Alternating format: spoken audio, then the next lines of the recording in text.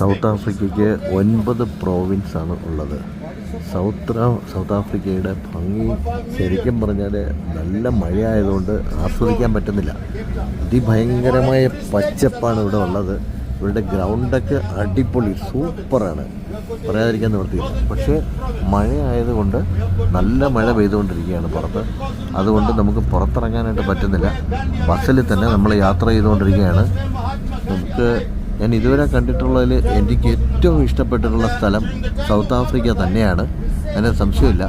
Soman's leisure ടൂസിൻ്റെ the great African tour എന്ന 6 രാജ്യങ്ങൾ ഉൾപ്പെടുന്ന ഒരു African combo, Zimbabwe, Zambia, Botswana, Namibia, Ethiopia, South Africa, ഈ 6 രാജ്യങ്ങൾ, ആഫ്രിക്കൻ രാജ്യങ്ങൾ ക്ലബ് ചെയ്തുകൊണ്ടുള്ള ആഫ്രിക്കൻ കോംബോ, അതാണ് ദ ഗ്രേറ്റ് ആഫ്രിക്കൻ ടൂർ. ഇതിൻ്റെ ഏറ്റവും വലിയ പ്രത്യേകത സോമൻ സാറാണ് നേരിട്ട് ഈ ടൂർ നയിക്കുന്നത്.